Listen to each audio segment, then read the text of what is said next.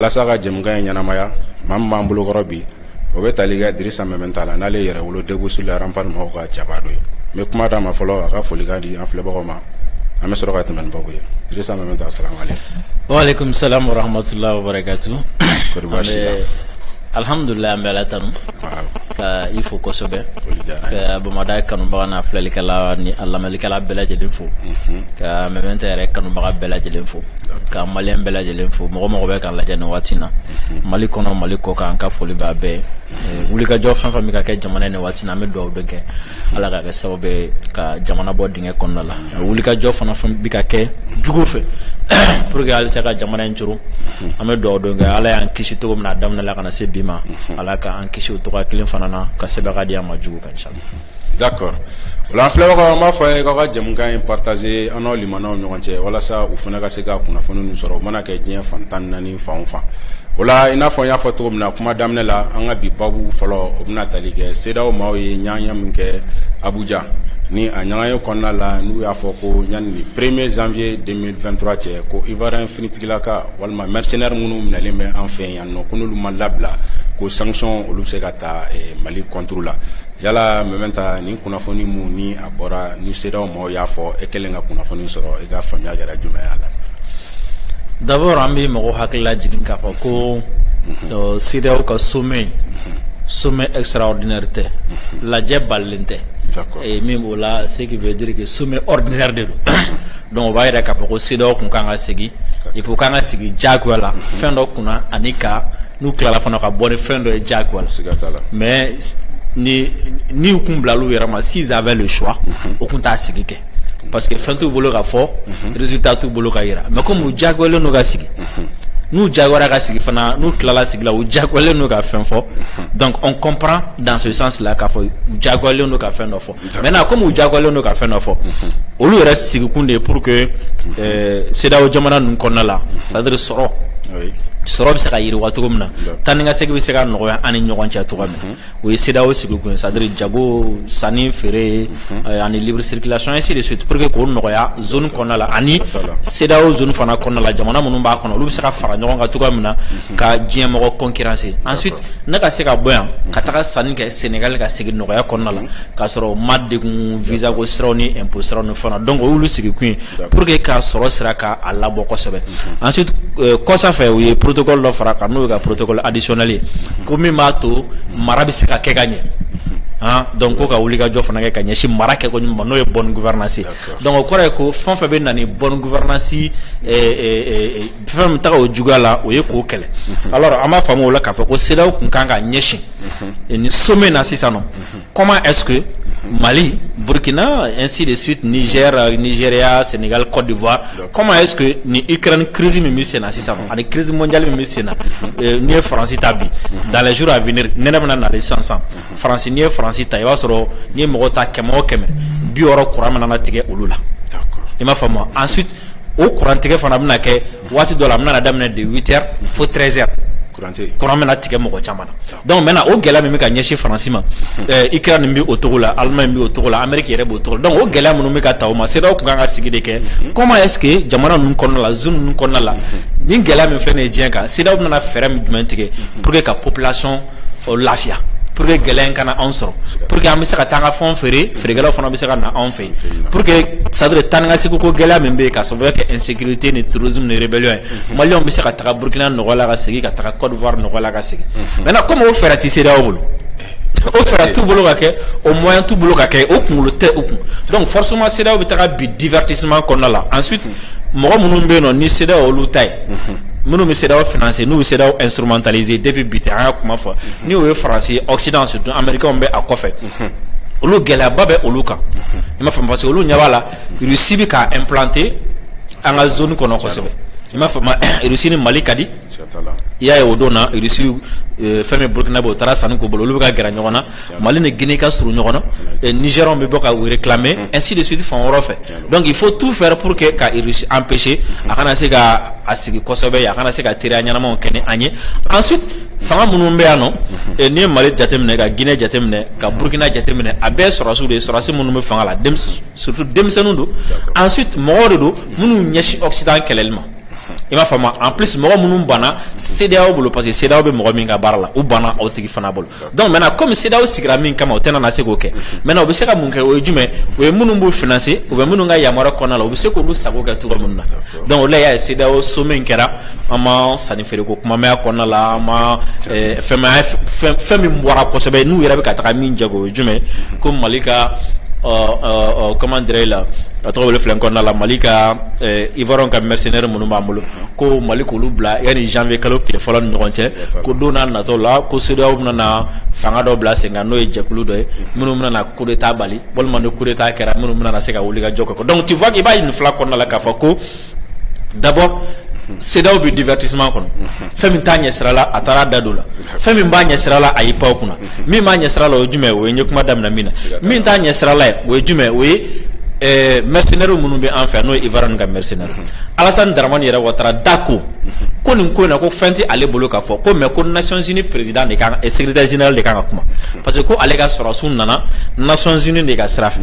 donc o kɔrɔ ni mɔgɔ b'u ka libération demander Nations Unies de kan k'u ka libération demander ni mɔgɔ b'a exiger Nations Unies de kan ka exiger a m'a fɔ k'u nana CEDEAO ka sira fɛ a m'a fɔ ko CEDEAO ka cidenw don donc imaginez Nations Unies min ma kuma parce que ministre y'a fɔ k'ale t'o dɔn ko mana ale ka sira fɛ donc Nations Unies min ma kuma CEDEAO bɛ taga kuma Nations Unies place la il m'a fait mal comme si c'est comme si injonction min dira CEDEAO fait ka ɲɛsin balima c'est comme si n'a sɔrɔ ni injonction de dira CEDEAO ma k'a ka da don nin na diya a taara da don fɛn a ma fɛn fɔ filanan ye jumɛn o ye force min fɔ ko bɛn'o kɛ ka coup d'état bali ou bien n'a kɛra o bɛna fɔ i b'a ye k'a fɔ ko o bɛ kɛ ka ɲɛsin olu yɛrɛ ka fauteuil de ma k'olu yɛrɛ ka fauteuil préserver parce que ni ye CEDEAO ta bi peut-être n'a sera ma b'a développer kosɛbɛ donc bref CEDEAO taara da don fɛn a man kan tɛ k'a da don min na min yɛrɛ k'a sigi kun ye a taara pɔn kunna parce que solution t'a bolo ka kɛ. D'accord hakili la an filɛbagaw bɛ ka faamuya sɔrɔ kosɛbɛ nin walawalali ninnu na mais yala maintenant ni CEDEAO maaw ye nin sanction mun n'u ye nin bagabagali in kɛ n'u nana a lawaleya mais a bɛ se k'a fɔ ko nin sanction in bɛ sariya kɔnɔ wa. Non CEDEAO bɔra sariya kɔnɔ a mɛnna. Depuis kelen ka non CEDEAO ni UEMOA tɛ sariya kɔnɔ a mɛnna depuis le 9 janvier embargo tɛ CEDEAO ka sariya kɔnɔ. embargo ti CEDEAO ka sariya kɔnɔ i m'a faamu u taara embargo ta donc ça veut dire que u tɛ sariya kɔnɔ CEDEAO bɛ UEMOA min kɛ k'a yɛrɛ accompagner ka taga ka fɛnw na parce que n'i ma fili bi fana UEMOA mɔgɔw fana tun bɛ lajɛla CEDEAO ka kɛnɛ in kɔfɛ Abuja alors que Nigeria ti UEMOA kɔnɔna la bi ou bien sini alors que Nigeria ti UEMOA kɔnɔna la UEMOA sariya la o man kan tɛ ka sigi yɔrɔ la n'u min tɛ u ka zone kɔnɔna ye UEMOA b'an sanctionner don min na u y'a kɛ yɔrɔ min na o tɛ UEMOA kɔnɔ donc ça veut dire que ninnu tɛ sariya ko la u bɔra sariya kɔnɔ a mɛnna u bɛ mun na dɔrɔn o ye président minnu bɛ yen nɔ sisan nɔ walasa min bɛ ka kɛ Mali la o ɲɔgɔn kana kɛ olu fɛ yen ensuite comment est-ce que à travers la CEDEAO u bɛ se ka Faransi sago kɛ cogo min na ka Mali bisi cogo min na donc n'a sɔrɔ ni sariya sɔsɔ de bɛ kɛ nin o b'a kɛ ka sariya sɔsɔ n'a bɛ kɛ ni rébellion don a bɛ kɛ ni terrorisme don a bɛ kɛ ni fɛn fɛn ye o b'a kɛ n'o ye quoi donc u bɔra sariya kɔnɔ a mɛnna u tɛ sariya kan non seulement u tɛ sariya kan hali u sigikun yɛrɛ n y'a f'i ye n'u sigikun de tɛ u t'u sigikun yɛrɛ kɔnɔ bilen mais olu yɛrɛ bɛ se ka protéger cogo min na u b'o dɔrɔn de kɔnɔna la. yala an y'a ye sanction ko kuma min filɛ ka fɔ an dun b'a dɔn sigikafɔw tun bɛ sen na Mali yɛrɛ tun ye entre jamana dɔ bila ko ka kumaɲɔgɔnya kɛ ani Ivoirien cɛ yalasa fɛɛrɛ ka sɔrɔ nin ko in na an ye fɛnɛ farafinna jamana damadɔ ni ɲɛmaaw nana Assimi-Goïta yalasa fɛɛrɛ ka sɔrɔ a la maa b'a a danganiya k'a fɔ ko n'i y'a ye sanction ko kuma min ka na ko sigikafɔ de ma nafa ɲa wa. non en réalité waati dɔ la an kun ko Ala yɛrɛ kun y'a laɲini ko n'a sɔrɔ ni ninnu kun bɛ se ka bila parce que an y'a ye k'a fɔ ko Alassane bɛ baara min na ale bɛ déstabilisation mais à un moment donné il faut reconnaître que affaire min don c'est très sérieux affaire min don a ka gɛlɛn kosɛbɛ munna parce que n'i ye Mali jateminɛ ka daminɛ 2012 ka na bi mɔgɔ bayirigaw de sara o mɔgɔ bayiriga min sara janfan caman kun bolo bɛ a kɔrɔ la et depuis MINUSMA fana sera nɔ fo bi Mali kɛra batɛmɛsira ye mɔgɔw bɛ profiter MINUSMA fɛ ka na tiɲɛni kɛ an ka jamana kɔnɔna la donc a jateminɛ Ogosagu attaque an t'a dɔn mɔgɔ minnu nɔ don minnu kɛra Sobanda an t'a dɔn mɔgɔ minnu nɔ don minnu kɛra fɛn a tɔgɔ yɔrɔ wɛrɛ an t'a dɔn mɔgɔ minnu nɔ don alors que jamana mɔgɔ caman bɛ an ka jamana kan donc n'a ye mɔgɔ minnu minɛ sigana mɔgɔ minɛ il est très important an yɛrɛ ka sécurité kama an k'u dɔnya k'u bɔrɔ dɔnya k'u nakun dɔnya ani u bɛ ci mun na i m'a faamu surtout an ye mɔgɔw minɛ mɔgɔ minnu ye mercenaires alors que an dun ka jamana bɛ mercenaires problème kɔnɔna la donc il est très important à un moment donné a ka dɔn mɔgɔ minnu ye mɔgɔ sugu jumɛn ye parce que u k'u ye mɔgɔ minnu ye u t'o ye déjà donc mɔgɔ sugu jumɛn don il est très important a ka dɔn u ka nali daminɛli anw fɛ yan nɔ ka se bi ma u ye mun kɛ u ye tiɲɛni jumɛn de kɛ u sen donna mun na et puis il est très important a ka dɔn fana mɔgɔ jumɛn ci kana min y'u ci kana o ka dɔn il m'a fait il est très important aussi à Kadon ou tiens kana kumin fanana mali konala donc nous be Kadon donc a commencé à don to refla soit Alassane Ba est reconnu k'a fɔ k'ale filila ale mɔgɔw bila kana ale commune kan ka a fɔ kɛnɛma a y'a fɔ ji jukɔrɔ sa o la an b'a dɔn an ka jamana bɛ attaquer cogo min na fɛɛrɛ minnu bɛ kɛ k'an ka jamana attaquer donc n'ale y'i ban o sira ma. mais an tun y'u ka jamana ɲɛmaaw ka sigi dɔ la o tun ye laseli kɛ kumaɲɔgɔnya tun bɛ senna waati min na. non mais k'a fɔ u ma yafa deli kɛ nka ko tiɲɛ yɛrɛ la ko manquement dɔ ye document sɔrɔ c'est à dire finitigilaka ninnu nali la k'o sɔrɔ. ouais mais waati min na e bɛ k'a fɔ ko manquement y'a sɔrɔ e bɛ ka sandele ko kuma fɔ o kɔrɔ tɛ k'a fɔ ko e bɛ ka fɛn fila de fɔ n'i ko manquement ye jumɛn faut reconnaître que manquement ye jumɛn Mali ko fɛn dɔ de kɛra ale la. sɛbɛnw ma dafa. i m'a faamu e ko majɛ dɔ b'a la donc majɛ ye min ye an ka bɛn o kan fɔlɔ kɛ donc n'an bɛnna majɛ in kan ok le reste là ça peut continuer ensuite waati min na fana an bɛ ka kuma o kan waati min na e tɛ se ka taga Mali instrumentaliser o ka taga don Nations Unies na ka taga don fan wɛrɛ fɛ ka taga Mali tɔgɔ cɛ e bɛ k'a fɔ waati min na ko manquement b'a la o waati kelen na e bɛ ka taa fɔ k'e ka mɔgɔ ye otage ye anw bolo donc ne ka pression la n'a y'a bila o b'a yira k'a fɔ an ye otage de libéré donc o b'a yira k'a fɔ k'an kun jo t'a la donc o fana bɛ tɔgɔcɛn dɔ de se an ma et puis a bɛ tiɲɛni dɔ don anw kun fana kan donc il est très important Ivoirien yɛrɛ bɛ discours u ka président bɛ discours min tenir a discours fana cohérence ka kɛ a la e tɛ se k'a fɔ ko manquement b'a la et de l'autre côté i b'a fɔ ko i ka mɔgɔ bɛ otage la an fɛ yen i m'a faamu donc ça peut pas marcher donc o la sisan nɔ ni olu ma sɔn k'a ɲɛfɔ n'u ma sɔn k'u jɔ jalaki kɔrɔ la donc sariya bɛ se k'a yira o a bɛ sariya min ka bolo kan donc sariya yɛrɛ bɛ se k'a yira jugement min kɛ a bɛ yira k'a fɔ ah u nana tan ni mɔgɔ sugu ninnu u ka laɲini nin u delila ka nin tiɲɛni de kɛ alors moi je me pose même la question i m'a faamu mɔgɔ minnu minɛna u ma faga u ma bɔgɔ u ma nani a fɔra k'u bɛna na kiiri ni aw yɛrɛ jɛnna n'a ye ko manquement b'u nacogo la pourquoi u ka kiiri o b'aw déranger donc aw yɛrɛ bɛ fɛ ka mun dogo sisan CEDEAO yɛrɛ bɔ min bɔra ka nin kɛ CEDEAO bɛ fɛ ka mun de dogo sisan qu'est-ce que la CEDEAO veut cacher parce que mɔgɔ dɔw minɛna u bɛ sariya dɔ ka bolo kan CEDEAO b'a la a kɛra cogo o cogo munna CEDEAO ma fɔ sariya k'a teliya k'u juger i m'a faamu wa n'u jo t'a la u ka bila munna CEDEAO m'o fɔ munna Alassane yɛrɛ ti k'a fɔ ok d'accord comme a y'u minɛ fili dɔ kɛra la bon a y'u juger joona munna olu ti k'o fɔ mais a y'u bila donc ça veut dire k'aw bɛ ka fɛn dɔ de dogo a kɔfɛ i m'a faamu donc fɛn min bɛ ka dogo a kɔfɛ o de kan ka dɔn Ivoirien yɛrɛ bɛ ka bɔ bi ka commencer ka bɔ ka kuma ko il faut que fɛn min b'a kɔfɛ olu k'u dɔn Maliens bɛ fɛ k'a dɔn farafinw bɛ fɛ k'a dɔn et ni CEDEAO ni mɔgɔ wɛrɛw taara don kɔnɔ na k'u b'o instrumentaliser ça ne marche pas. d'accord maintenant an ye ka kɛ ni finitigilaka 46 min tɔ tora an ye CEDEAO jamana ɲɛmaaw tun nalen Mali la yalasa ka na Assimi kumaɲɔgɔnya maa caman tun sigilen bɛ ne k'u kɔnɔ ko u bɛnalen communiqué baw de kɛ ka kunnafoniw di yalasa u ni Assimi ye fɔkabɛn minnu sɔrɔ ko in na mais an ye depuis u taara an ma communiqué officiel sɔrɔ a jamana ɲɛmaaw da ka kɛ ne ni finitigilaka 46 nin maa bɛ k'i yɛrɛ ɲininka ko kuma mun ni an ŋunu k'a bɛ k'a fɔ ko maa minnu b'an bolo k'a bɛɛ tɛ Ivoirien dɔrɔn ye yala maa bɛ se k'a fɔ ko nin waleya in b'a to ko mɔgɔ bɛ se ka kɛlɛ sen o la. bon hali mɔgɔ min ye fɛn wɛrɛ fɔ ni nin tɛ nin ye a b'a ka droit la k'a fɔ parce que président saba ka na affaire dɔ la CEDEAO tɔgɔ la parce que CEDEAO tɛ président ninnu ye CEDEAO ye population de CEDEAO ye peuple de ensuite CEDEAO min bɛ baara min kɛ peuple kan ka bɔ a kalama opinion internationale fana kan ka dɔn min bɛ se fɛ alors ni u nana ci la soit u bɛna ci la u président yɛrɛ dama ye ou bien u bɛ na peuple de minnu minɛna somɔgɔw de b'u la minnu minɛna u bɔra jamana dɔ de kɔnɔ u minɛna yɔrɔ minnu fana la o fana ye jamana dɔ don donc n'u nana obligatoirement ninnu kun kan ka communiquer de kɛ an taara nin ci na i n'a fɔ u bɔra nin sommet min na sisan u bɛna na communiquer kɛ o an taara nin ci na a jaabi bɛ ta a jaabi bɛ ta a jaabi bɛ ta alors n'u m'o kɛ o bɛ an réconforter an ka position na k'a yira k'a fɔ ko CEDEAO bɛ ka parti pris kɛ o ye jumɛn ni yɔrɔ min bɛ Alassane arranger u bɛ girin-girin k'o fɔ mais ni yɔrɔ min bɛ Mali arranger u b'u da de o kan parce que n'u nana n'u ye fɛn dɔ sɔrɔ fɛn min t'u arranger fɛn min tɛ Alassane arranger u b'u da de a kan u ma sɔn k'a fɔ alors pourquoi u b'o fana kɛ parce que o la i b'a ye k'a fɔ ko mercenaire ko tɛ bilen Mali ko tɛ bilen mɔgɔ dɔw de don u bɛ fɛ ka jɛ ka fara ɲɔgɔn kan ka Mali bisi ka Mali turu ou bien ka Mali digi k'a don da dɔ fɛ diyagoya la sinon u kun kan ka communiquer kɛ o ye diyagoya maintenant hali u ka communiquer kɛ baliya maintenant aw kana communiquer yɛrɛ kɛ maintenant aw nana sommet kɛ sisan normalement u kan ka sommet o bɛna na communiquer min kɛ sommet na n'u bɛna na fɔ ko n'u ko ko Mali ka ninnu bila yanni 1er janvier cɛ o sommet kɔnɔna na u kan ka sɛbɛn a kɔnɔ vu la rencontre avec les autorités de Bamako vu tel élément o bamanankan jumɛn an talen kɔfɛ an kɛlen ka président saba bila ka taga Bamako an talen y'an sɔrɔ k'a fɔ ko Mali jo tɛ nin yɔrɔ in na an talen y'an sɔrɔ Mali jo tɛ nin yɔrɔ in na an talen y'an sɔrɔ Mali jo tɛ yɔrɔ nin na o kama par conséquent u k'u bila diyagoya la o de kan ka kɛ communiqué kɔnɔna la n'o ma k'a kɔnɔna na ça veut dire que CEDEAO tɛ sariya kɔ u ka sira yɛrɛ tɛ mercenaire ninnu na mais u bɛ logique wɛrɛ kɔnɔna la min n'u ka logique tɛ kelen ye quoi. D'accord. Ola ka keni alsa ni babu ye anga jamana nyama otu ira ka foko manunga la halabe juskiri bolunga no justice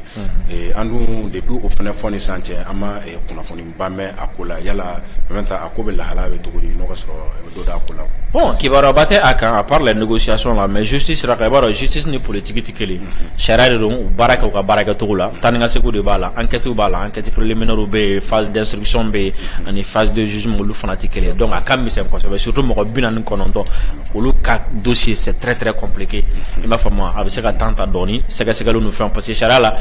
jugement en ka permettre ka atelier ka taranga luntike. Qui télé katara akete ka soro fendo be no ko miseka wa criminel ou bien se ko libérer bon ni télé ibise ko condamner ka soro pendant fitin do ko no ibise ko libérer ni télé fana ibise ko libérer ka soro pendant fitin do ko na mi se ko condamner donc sharabe tene we sharaka to normally ni ajate mene ke babo era tara CPI la Alassane ya blagata ay tanjoli ke sentiment ke hein concernant Alassane est plus chérim na kan na mala est-ce qu'il a jugé jusqu'à présent donc sharate au fait en mentalité voilà d'accord hakilla famia chama mega soro microphone na wala kuninga laba ma chama joro ndo sabula ni seda ko ka be sanction ke malo be joro ka ke gelabe jamana ngono ni sanction ko kuma fara an chama hakilla be embargo di alors que sanction chama be seda ko no mu fana ni embargo te kele ala mementa message me bolo ka adresser malo na ka ke ni jasgira ni hakili sawso me malo na ka ke ni sanction ko bon je ne sais pas na soro ni jatika be malo na mada ola et ma femme peut-être malon timina de son jatigat malon kala woro embargo ko fait 100 ans terrorisme la rébellion comme taro malon na sra menya tuguni parce que ni kongo do anyoje ni saya do anyoje et ma femme ni kelera do anyoje donc malon te sera onye ensuite de c'est là où sanction rebe mawulu embargo de wula sanction chama be no be no mawulu et ma femme sanction me mo do ka wulu ti saka voyager ainsi de suite allez c'est là où a folle mi ngada la ko le sanction levé sanction ko mawulu jusqu'à présent me sanction kono sanction financière mais wulele ni sanja ti teme do ko flar et ma femme donc sanction économique embargo non voilà moi ni c'est là où mata yima poussé au faire nota concernant go dona de décision de ka fako amiseka yi tribunal saisi ainsi de suite même sur le plan financier on a fait chama be no tikele no ufo malgré que sanction wula ka buka bolo kelo no ka tike il m'a fait parce que c'est des gens sous téchara kono ka stratégie là mais ali mali kono ni ajate mena bi mogo be fem fo ame fem keleke ame fem kuma fo nous ka fo gelabe a chamantiko gelade dugumi maliona non ote parce que gelabe mais mogo do ka comportement malien mo de déplorer ko sobe sinon ni gelaye mboray ni gelaye touray ni comportement chamambe no ni mesure tara ulukama c'est-à-dire mo war kana di mogo mable ka ta fin sans otika bona extra wara fe mogo kana na fo yana ble kalema camion de soro kana na ka marchandise et ainsi de suite ni olu boala c'est ça non même ni koko malenga budu malanje ndo na ka budu kaka liberté sera quoi donc gela nous ni sanction ka pression nous faire en témoigner la sera et puis abana na ga sababu fana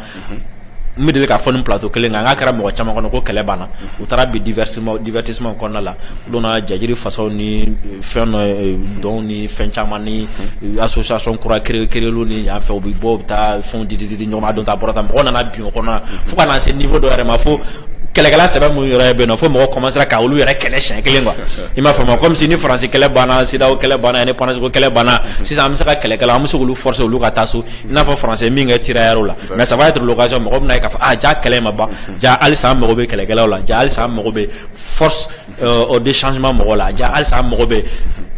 patriote ku tega de nyoma on va continuer abna ka savoir ka ran resserrer et puis on va foncer quoi d'accord ola ka keni alsa sedaw mauka sumaye etu idado arola ka fo sanction ko kuma indromake u kan nyogoy kono unana fo ko force dominance force mu ni obna le jatke wale kebala on ma fo mako terroriste ale ni ko ka coup d'état bali yala sedaw nani coup d'état bali ko kuma umbe ka fo aneni jatke walo mabse ka miriag memeni ko kofe ko qui va se négliger et voilà on a donc de l'autre côté non mais orana c'est là où la logique clé ne connaît là ça veut dire bosser là où est président nous la logique de connaît là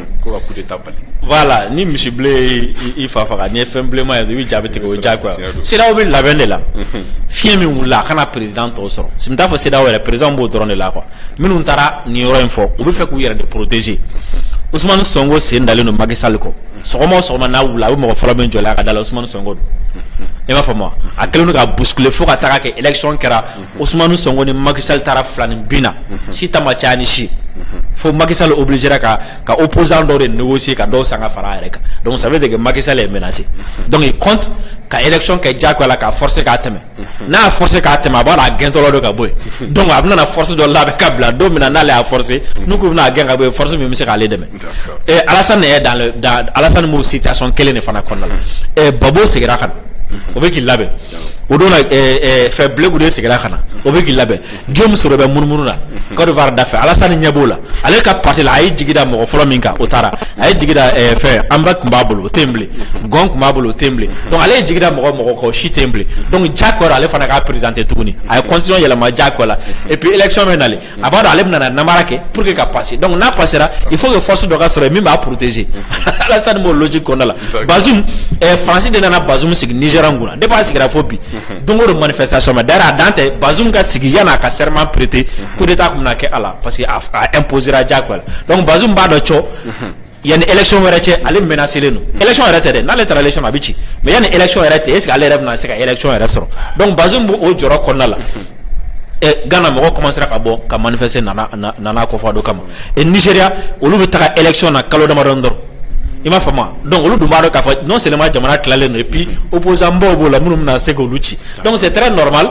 olu ka u bɛna élection ɲaamini min kɛ ka force dɔ bila sen kan pour que k'o élection ɲaamini ka ayida ko bali tɛ dɛ ko kɔkɔrɔma don parce que n'o ye élection ɲaami mɔgɔ bɛna bɔ contrôle la donc ni mɔgɔ bɔra u bɛna gɛn ka bɔ fanga la donc ka force dɔ bila sen kan pour que sini olu yɛrɛ ɲɛ b'a la u bɛna gɛnni min kɛ ka bɔ fanga la olu ɲɛ b'o la quoi donc il continue i m'a faamu ka force dɔ bila sen kan donc u bɛ ka force ko kuma min fɔ o dɔrɔn de don sinon olu yɛrɛ bɛ yɔrɔ min na sisan e k'a jateminɛ jamana kelen tɛ CEDEAO kɔnɔna la jamana min bɛ se k'a yɛrɛ protéger jamana kelen tɛ CEDEAO kɔnɔna na ko hali moyen bɛ jamana min ye ko ka avion dɔ di force dɔ ma ko ka taa kɛlɛ kɛ jamana tɛ CEDEAO kɔnɔna la ko wari bɛ jamana min ko ka moyen di sɔrɔsi ma ko ka taa kɛlɛ kɛ donc a se t'u ye o ye a fɔlɔ ye a filanan ye jumɛn o ye pour que ka Russie bali Russie kana se ka an dɛmɛ yan nɔ kana se ka tɔgɔ sɔrɔ yan nɔ donc ni CEDEAO ko k'a bɛna force dɔ bila sen kan jɔn de bɛna financer c'est la France i m'a faamu ani Union européenne donc olu b'a wariw bɔ olu b'a avion n'a fɛnw di donc olu yɛrɛ bɛna don a force yɛrɛ kɔnɔ donc k'a kɛ comme si force de don k'u ka coup d'état bali alors que o tɛ force de don pour que minnu bɛ yen nɔ n'u ti faransi fɛ k'olu kɛlɛ mais maintenant ni kan ka masira ne non a ti masira sabula ni ninnu nana ni force sigi non a ti masira Barkani ma taa Barkani serval Barkani min nana Mali tila fila ye o ma taa Barkani min nana comment dire bon bref n bɛ fɛ ka min fɔ dɔrɔn o ye c'est-à-dire i b'a dɔn tiɲɛnikɛla ka fɛɛrɛ a n'a ka keguya a n'a ka fanga o tɛ ne bɔ hali n tɔgɔ la o tɛ foyi kɛ ne la o tɛ ne jatigɛ a tɛ ne impressionné min bɛ ne siran min bɛ ne impressionné min bɛ ne jatigɛ o ye jumɛn mɔgɔ tɔɲɔlen o ka farifaga de bɛ ne jatigɛ i m'a faamu mais waati o waati ni mɔgɔ tɔɲɔlen wulila k'a jɔ k'a b'a ka tɔɲɔ kɛlɛ kɛ a b'a ka degun kɛlɛ kɛ c'est-à-dire Barkani tɛ dɛ fɛn OTAN tɛ dɛ Amérique tɛ Faransi tɛ foyi tɛ se k'o kunbɛn quoi alors ne dun b'a dɔn an bɛ position min na an bɛ k'an ka yɛrɛmahɔrɔnya kɛlɛ de kɛ tɔɲɔ min b'an kan an bɛ k'o kɛlɛ de kɛ donc complot fɛn fɛn y'u ja force fɛn fɛn y'u ja o bɛ se ka dɔw labɛn yan fɛ o bɛ se ka dɔw labɛn yan fɛ mais a bɛɛ bɛ échouer i m'a faamu parce que anw tɛ ka taga se olu ma olu bɛ ka na se an sigilen ma olu de ye muso kɔnɔmaw faga Sobanda olu de ye muso kɔnɔmaw n'u denw jeni Ogosago olu de ye muso kɔnɔmaw n'u denw jeni fɛn Bankasi ni Bayangara ni ɲɔgɔn cɛ donc anw m'a kɛ o olu de bɛ k'o degun kɛ olu de y'o tɔɲɔw kɛ et puis anw b'a dɔn fana o ye ko min ye Ala t'a fɛ adamadenya yɛrɛ tagabolo ɲuman t'a fɛ bon mɔgɔ mɔgɔ n'o kɛr'i la ni wula k'i jɔ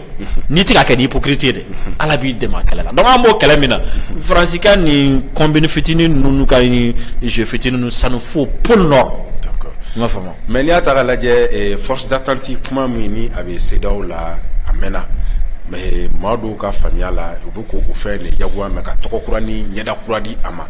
nka mɛ ta e ko k'a tɛ maa jɔrɔ kun bɔ nka sabula a y'a ye an ka jamana ɲɛmaa ninnu caman bɛ yen politiciens n'u tɛ ka baaraw k'a kɛcogo la o de bɛ na ni coup d'état yanni u ka fɛɛrɛ kɛ pour que ni ka coup d'état bali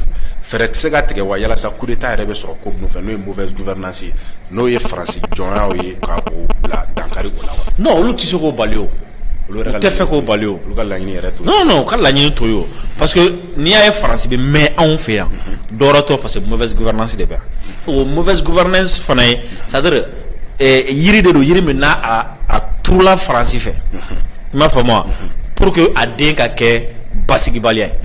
i m'a faamu wa wa n'o tant que o basigibaliya bɛ yen ale bɛna na ale da bɛna k'an ka kuma la tant que o basigibaliya bɛ yen an tɛna na développer o tant que basigibaliya bɛ yen an bɛna boli ka bɔ ka taa k'an ka jamana to k'a to o bolo quoi i m'a faamu donc olu tɛna sɔn tɔgɔsi la CEDEAO k'a ɲɛsin mauvaise gouvernance kɛlɛli ma mais olu bɛna CEDEAO bila ka mun kɛlɛ kɛ ni an teriw gɛnna i m'a faamu wa CEDEAO ka taga fɛɛrɛ kɛ pour que an teriw bɛ sigi ka na sinon i tulo bɛ CEDEAO ni Union africaine a faransiw i tulo bɛ Tchad ko kuma la o da mɔgɔ 200 ni kɔ cɛ n'i y'a faga kɔsɛbɛ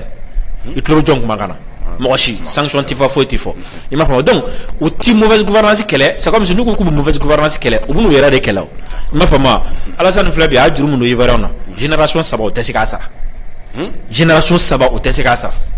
a yuruguyurugu min bɛ sen na c'est-à-dire a sigilen don poudrière de kan a b'a sen kɔrɔ tɔrɔ bombe bɛ exploser i m'a faamu wa tɔw fana bi o togoya la quoi donc non seulement mauvaise gouvernance a bɛ faransi arranger a b'a to rébellion tɛ ban terrorisme tɛ ban donc olu ka intervention bɛ caya et puis a b'a to fana hali olu président minnu fana bɛ yen olu fana bɛ balo ka ɲɛ kɛ parce que n'u tilen ka baara kɛ a kɛcogo la jamanadenw bɛ bɔ yɛrɛ la ni jamanadenw bɔr'o la jamana bɛ développer donc olu ka fɛn tiɲɛni caman bɛ yen olu bɛna obligé k'o de dabila u bɛna obligé ka suɲɛni dabila u bɛna obligé ka partage des gâteaux dabila u bɛna obligé ka faransi jɔnya dabila i m'a faamu wa donc olu dun bolo n'olu ye faransi jɔnya dabila olu bɛ sa donc comment est-ce que olu bɛn'u ɲɛsin u ma k'o kɛlɛ u tɛn'u ɲɛsin u ma ka kɛlɛ mais peuple de b'u forcer k'u bila la o de la vous savez système o système bɛ yen ni système bin waati sera système in yɛrɛ de bɛna nin kɛwale min b'a to a bɛ firi kɔ i m'a faamu wa donc CEDEAO ka nin taa ni ka segin ni faransi ka nin combiner ni force ko kuma ye fond dɔ don minnu b'a to système yɛrɛ bɛna na firi siɲɛ kelen parce que imaginez seulement an bɛ yɔrɔ min na bi jusqu'à présent farafin dɔw ma da la k'a fɔ an bɛ kɛlɛ minɛ dɔw yɛrɛ ma da la k'an bɛ se ka faransi kɛlɛ imaginez u ka force dɔ bila sen kan u k'a fɔ k'a bɛ taa jamana dɔ kɛlɛ o don farafinna bɛɛ bɛ wuli k'a jɔ siɲɛ kelen o y'a bannen i m'a faamu hakili la faamuyaw caman bɛ ka sɔrɔ an filɛbagaw fɛ ka kɛ ni nin walawalali ninnu ye o la maintenant an bɛ bɔ nin babu kɔnɔ an bɛna don an ka babu filanan kɔnɔ n'o bɛna tali kɛ docteur Choguel Kokala Mayiga ale seginni ka na primature la ka na ka poste ta yala docteur ka nin retour Mamata yɛrɛ ka sentiment kɛra jumɛn ye kɛlen ka nin kunnafoni d'abord samedi an kun taara fana an tagatɔ la ani katikati caman bɛ na an sigimatɔ la ani katikati caman bɛ na je me suis posé la question o katikati ka ca sira in ka bi dɛ bon fo ni min kun bɛ ɲɔgɔn fɛ o ko peut-être i b'a sɔrɔ Choguel kan ka baara daminɛ lundi le 5 i b'a sɔrɔ politicien minnu bɛ yen n'u ja tigɛlen don minnu tɛ fɛ a ka sigi a bɛ se ka kɛ olu de bɛ taa ni ka sigi la u ka somɔgɔw n'u ka karamɔgɔw ni ɲɔgɔn cɛ pour que lundi don a kana se ka na bon donc n'a kɛra ten malheureusement a ko ne ye baara daminɛ i m'a faamu wa premièrement ce n'est pas une surprise parce que Choguel est premier ministre jusqu'à preuve du contraire min kun bɛ yen o bɛ intérim de la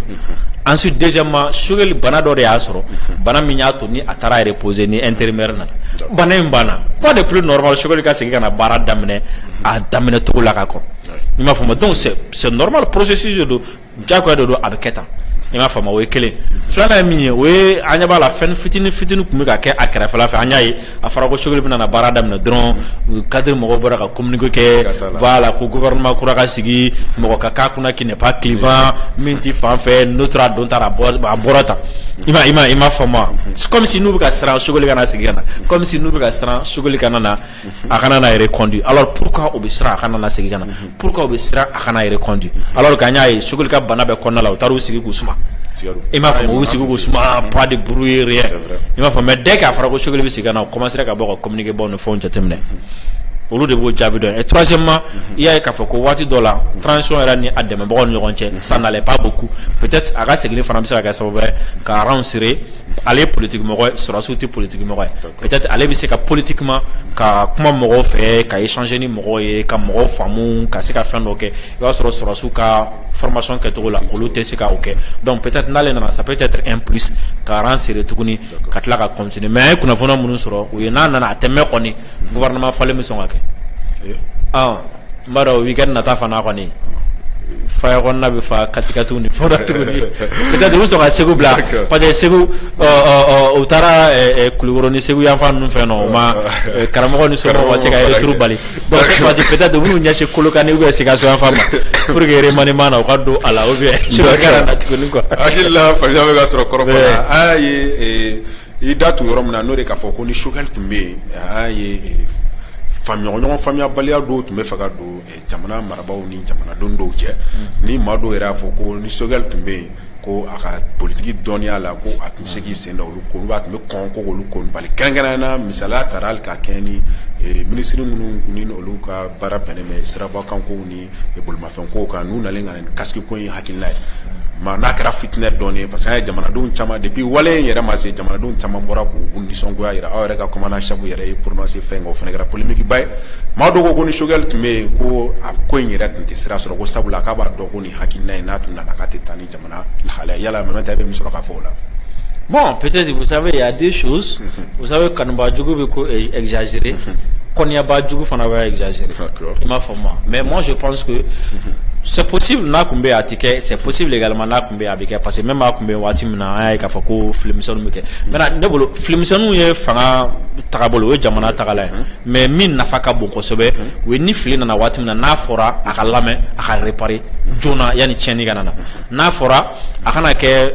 Marakeba, qu'on a mis à fond, avec ni intention, avec au Kelede, ou bien au Julia Canedo, ou bien au Konya Canedo. Il m'a fait, c'est ce qui est très important. Parce que, à Diatemene, même Kachogel, il y a logement social qu'on allait filer donner à la Akuma Fora, et puis Akuma Fora, on a commandé à quel est il m'a fait moi. Mais c'est qui Karako, il m'a fait moi, c'est qui Karako à Glanagagné, et puis jusqu'à présent, Moré Kasola au Sawabiala. Ensuite, Koro France, la même chose. Donc, Kaskuko Fora, on a vu également que c'est qui Karako, qu'on fait mes Jaguar Moré, Kobora Ala. Ça aussi, c'est une bonne chose. Donc, Niko Bufebe, Flubisa Kabara Konala. Et c'est que les mines n'a pas bon Kosovo, du mais, oui, moi, il n'y a de me voir cadre Kangato en Union, cadre d'échange Kangato en Union, ensuite, Bolo de Norma Fana Kangato en Union, parce que ni cadre d'échange en Union, et me faire l'offre, à l'état Calamo. Il va falloir qu'on a un Kodoka à l'état Calamo. Il m'a fait moi, elle fait un Kodoka, à Fiana à Cololo d'Obé et tout le dos. Mais ni de ma barabe, à ce qu'à faire nous, il a de la Casrama Boni à Kenam. Mais ni Kumanoran Bati en Union, ni cadre d'échange en Union, à ce qu'à Sabab, fin de Bobo et Jackwe. Il m'a fait moi, par exemple, ni plateau ténébolo à Kuma. Hein, il va se remonter à la manifestation. Mais ni plateau béka Kuma, mais fin de fois, tabala, c'est pas la peine de la manifestation. Il m'a fait moi. Donc, au tour de nous, moi je pense que peut-être en allant faire. Abisa k'ale fana ka accès ka nɔgɔn ka tɛmɛ sɔrɔsiw kan parce que ale fana ye politique mɔgɔ ye a bɛ politique faamu politique taabolo n'a fɔ ale b'o dɔn i m'a faamu alors que sɔrɔsiw fana i b'a sɔrɔ olu fana ta ye sɔrɔsiya de mɔgɔ caman b'u kɔ i y'a ye mɔgɔ y'a essayé k'a fɔ k'u bɛ dankari président ka adamadenya la seliba dɔ la donc i m'a faamu donc olu fana même olu fana bɛɛ ye différence ye quoi i m'a faamu ninnu ye sɔrɔsiw ye olu hakili bɛ comment dire la i b'a sɔrɔ olu fɛ sécurité ni fɛnw ka bon kosɛbɛ mais nin ye politique mɔgɔ ye i b'a sɔrɔ accès ka nɔrɔ ale fana la kosɛbɛ donc nin bɛɛ bɛ se ka kɛ sababu ye ka an bi waati minnu na ka se ka fɛn caman latɛmɛ. Sokɛli nalen mun kɛra ni colonel Abdoulaye Mayiga a fɔra ko a kɛra ministre d'État ye ministre d'État ye an b'a dɔn jamanaden fan caman bɛ yen minnu ma ministre d'État ye faamu sabula an tɛ nin poste in dɔn ka kɔrɔ Mali gouvernance kɔnɔna la yala Mamɛdi e ka dɔnta ye jumɛn ye ministre d'État ko in yɛrɛ. Bon bref mɔgɔ kan ka min faamu dakuruɲɛ kelen dɔrɔn colonel Abdoulaye Mayiga a kɛra Sokɛli ka danga ye. Au dɔrɔn de do quoi il m'a faamu au dɔrɔn de do parce que fɔlɔ dans l'ordre ni peut-être ni Sokɛli kun bɔra yen fɛn de kun na intérim kun bɛ kɛ Sadio de fɛ il m'a faamu ainsi de suite quoi donc maintenant comme déjà colonel Abdoulaye Mayiga a ye kalo 4 kɛ premier ministre la déjà a dɔnniya b'a la et puis a ye baara ɲuman caman kɛ donc a kɛra ministre d'État dɔrɔn pour que ni Sokɛli tɛ yen automatiquement a ma se degré wɛrɛ ka na ale bɛ na intérim na i m'a faamu o dɔrɔn de y'a la fan belebele d'État misɛnnin bɔ yɔrɔ bɛ mais c'est trop fait mais mɔgɔ kan ka min faamu dɔrɔn ale kɛra Sokɛli ka danga ye a banna ni Sokɛli tɛ don min na voilà ni Sokɛli tɛ ale bɛ Sokɛli nɔ labila ale bɛ voilà a banna hakili la o kɔrɔfɔ fana an filɛbagaw bɛ ka faamuya caman sɔrɔ la o la an bɛ don an ka babu sabanan kɔnɔ n'o de bɛna tali kɛ an dafɛ jamana minnu ni o ye Burkina ye an ye Burkina jamana ɲɛmaaw fana ye laɲini kɛ k'a fɔ ko RFI n'o ye Radio France Internationale ye k'o kana kunnafoni don u ka jamana kɔnɔ yala Mamɛdi nin kunnafoni minnu ni a bɔra ka kɛ ni Burkinabɛw ye k'a fɔ ko RFI kana kunnafoni di yala e ka faamuya kɛra jumɛn ye nin kan. Moi je pense que seulement peut-être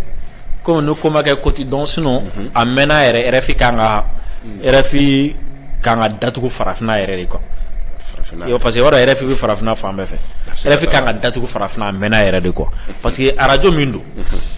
iki sigi ka RFI la meka adam na sogoma kana wula fela la iti foi me RFI la ni la gauche le kumote iti foi me RFI la ni mo bla nyona kumote ima fama ika konyana ma RFI wela la tana tala mais mi ma sara RFI la no rebelu bi yan fait terrorisme bi yan fait no me kala ya fait bo drone me RFI voilà c'est comme si RFI à radio mi mbe no drone jusqu'à ira ka fa ko farafna jungle de jusqu'à présent quoi ko farafna ko on la de mo ñu gon dunya de ama fin ko sebani ba ko be RFI bo orientation drone là ensuite ka président la gauche ka jamana la gauche jamana mini français mandi jamana mi fa muruti français bolo be ka mo do la gauche mo me fa muruti français bolo ensuite ka mo deme mo me fa français tableau sinsi ima fama ka mo deme mo me fa coup d'état ka nga jamana do la ou bien ka terrorisme ke ou bien ka rébellion ou la nga jamana la imaginez RFI de radio on fait non il va sur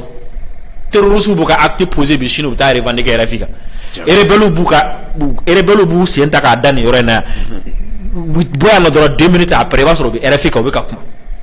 il m'a fait moi ou tu sais RFI quel moment on est c'est comme si RFI quel no radio de mimi yandoro pour que kan détruire dron quoi ensuite culturellement quand nga tableau la gauche quand dambo la gauche et puis minga juguna be RFI rattaché no direct Francis ministre des affaires étrangères là ala tout quoi communication boulou avec affaires étrangères de Gabuluka avec Kedorse de Gabuluka comme si RFI français ka politique extérieure de branche de et puis RFI français radio de mais français il RFI donc ah français il RFI donc non ta français ka dani non RFI c'est français RFI bien on est fait français tara radio France internationale mais français il ta donc d'accord il m'a fait moi deuxièmement et ga RFI la mec il français ko kuma ada par exemple nya fi ngo ko na tiga français là il va kuma RFI da manifestation mi ga français ta mais RFI ta fo mais noroli non ndoro ni ka gele là et puis Burkina ta yo minga mina malla taro nyogo ni ka Burkina kata wire ka terrorisme ka porte parole terrorisme fa ka kuma mais kuma ra tu bolo ou tika ta kuma télé là ou tika ta kuma fa wara fe o RFI daile terrorisme ni terrorisme mi fa so wara fe RFI be klengo fo la fe la fama ni terrorisme atiminga pour que Burkina bo bla nyona chauffeur terrorisme RFI be klen ko kuma ta ka la bon Burkina bo fa ko ça peut pas continuer on dit ça ka terrorisme kele ka kuma mine ula ke ta kuma di uluma ka ke ulu kuma dawo et puis surtout ka la ka ta bi logique kon la ki bina na mo fara fara parce que ya e kosena Burkina nyamo ko e wele da ko civilement ko mo be kele ga che ba bidur la ima fama comme VDB pour que ka soit sur demain parce que wati couronner no formation temps ainsi de suite ani saran fam temps ainsi de suite wo mi mboloda wati dama dan ko nala mo ba bi ko non ton de tayi to ko sebe maintenant pour que ko lu fara fara era fitari yere bla terusu ka kuma dayala ka kuma pour que ko lu fara fara quoi pour que mo ka sran ka bo ala imagine donc Burkina Faso fana ko ça peut pas marcher donc lu fana suspend on fait na fam Mali a suspend 3 minutes mbaro jamana worobna suspend ala teme d'accord na fam amega ni ata kala jama fo Mali ale ni Burkina be ki senda Mali senda no wala ni wakati laban na sabula ai ali uga jamana nyamo ye kelgam nondu komane ka bo si kosanna ni Mali du yo siraw damna mena yala mabse ka fo ko dona na tola France dina bo Burkina fene kono ina fo Mali a gento na non France ko mbora Burkina yare mais al ka fo ko Burkina be ka senda Mali senda la imaginez ça veut dire la nature saine quoi ma fama dani yere kentro la dani kentro nyumana iba ngalon mai ngalon tin shoni tin namarate bingani tin